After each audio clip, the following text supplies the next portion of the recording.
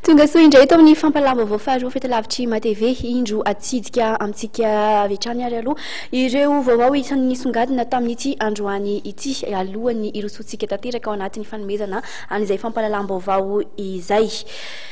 Samy mbola manana ny fanehoan-keviny samy hafa mofo amin'ny fametrahana ny rafitra FFM ireo mpanao politika amin'izao fotoana izao. Tisy fanantenana tamin'ity lisitry ny mpikambana amin'ny FFM ity moa ny AV7 mitsipaka ny rafitra FFM amin'izao endriny izao kosa ny Ankolafy Iza Felbert ary ho an'ny Ankolafy Ravalomanana dia ny asa ataony no hitsarana ity rafitra ity.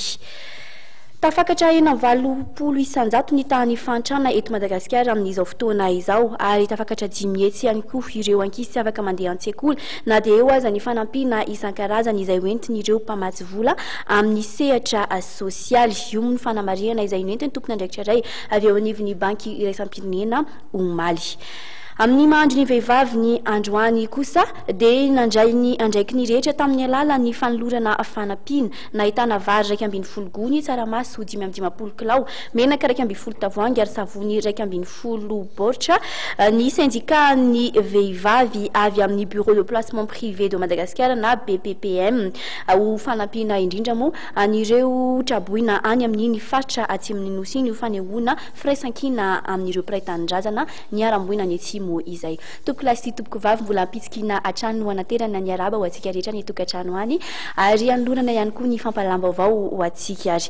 Raha nitatitry ny banky iraisam-pirenena dia nisy fiantraikany lehibe teo amin'ny fiainana ara-tsosialy sy ny toe-karen'ny firenena malagasy ny krizy izay nalovany firenena ary nanomboka ny taona 2024 dia niampy 4 tapitrisa ireo vahoaka miaina ao anatin'ny fahantrana. Fanadihadiana avy hatrany ary. Niampy 4 tapitrisa ireo izay miaina ao anatin'ny fahantrana eto amintsika nanomboka ny fiandohan'ny krizy ary tafakatra 480 ny tany fahantrana eto Madagasikara amin'izao fotoana izao araka ny fanamarihana izay noentiny tompona andraikitra iray avy eo anivon'ny banky iraisam-pirenena nandritry ny fionana nokarakarain'ny GEM omaly tetsy amin'ny trano fandraisam-bahiny Carlton. Tafakatra 10 hetsy ireo ankizy tsy afaka mandeha an-tsekoly na dia eo aza ny fanampiana isan-karazany izay hoentiny mpamatsy vola amin'ny sehatra sosialy. Manamby izany ihany koa ny tsy fahampiana ara-tsakafo. Anisan'ny vokatry ny krizy lavareny izay misy eto amintsika ihany koa ny fisian'ny tsy fandriam-pahalemana sy ny lesoka izay hita eo amin'ny fitantanana ny arena raha tsy laza fa tsy ny resaka fanondranana andramena tsokosoko. Ireo foto-drafitr'asa samihafa ihany koa dia simba noho ny fandalovan'ny rivo-doza. Raha nitoetra raha ankehitriny no jerena dia tsy ho tratran'ny Madagasikara ny OMD na ny tanjon'ny taona arivo fahatelo ho hiatraniny avy ao amin'ny banky iraisam-pirenena. Andrasana hitondra fiovana amin'ity taon'ity raha ny hevitry ny avy ao amin'ny banky iraisam-pirenena ihany ny firosoana amin'ny fifidianana.